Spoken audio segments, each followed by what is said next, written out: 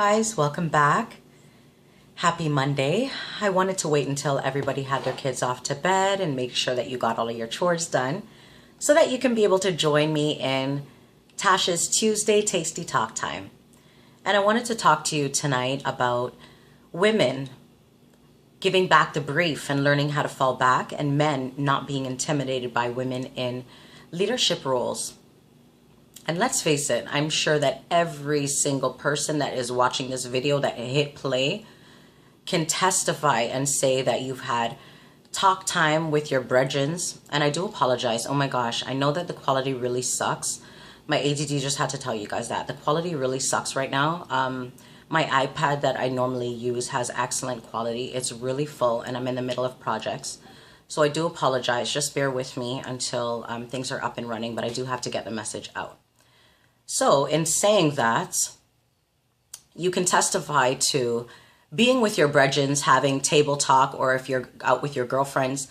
2017, the dating game has really changed. It really is disgusting.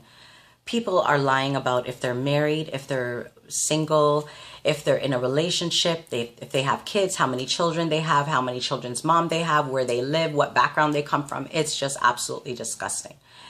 And one of the biggest issues that men and women face is that women meet men and they're so used to being in that leadership role and being in control in the house and making decisions like what they're going to have for dinner and where they're going to go for outings, what movie they're going to watch, what color they're going to paint the house or new apartment, what furniture, how the interior design is going to look.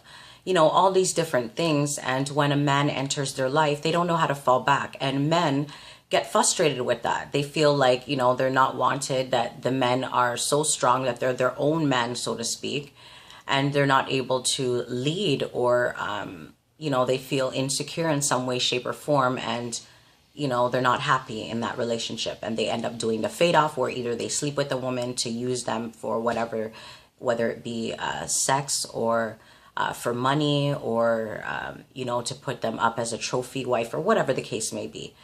And women end up getting hurt because of this. And I had to talk on the topic. Ladies, it's so important to know how to fall back. You have to learn how to give up the brief. And some women are like, well, what do you mean? Well, we're so used to being in control as mothers and making all of these different decisions as the ones that I've mentioned before.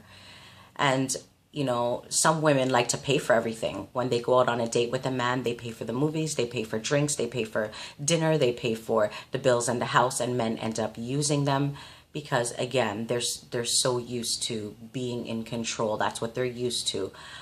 Or they've seen mom being in control all the time because mom was a single parent. So it's kind of like that repetitious cycle. And we have to learn that if we want godly relationships in unions that are blessed by God, that we really have to learn how to fall back and, you know, keep your purse at home. Let him pay for it. Let him pull out that chair. You know, let him lead. Let him pick the movie. Let him pick what restaurant you're going to. It doesn't have to be your way. You know, let him be the one to communicate. Allow him to give the suggestions. You know, it's so important. And gentlemen, one of the biggest things too is, you know, being intimidated by a woman that's in leadership roles. It looks so, it makes you look insecure in the eyes of a woman when a man either makes excuses for no reason in being in a relationship where the woman has done nothing wrong. Women, I know many women can testify to that. If you've done nothing wrong and the man just ups and goes. There's some men that, you know, pick arguments that they don't want you to be in the front line. And, you know, gentlemen, it's important for you to have a strong woman by your side. Why? Because every man has a dream. And sometimes you're working in a dead-end job where there's no advancement. You can't get anywhere, but it pays the bills. That's what puts food on the table. That's what pays for little Johnny and little Jessica.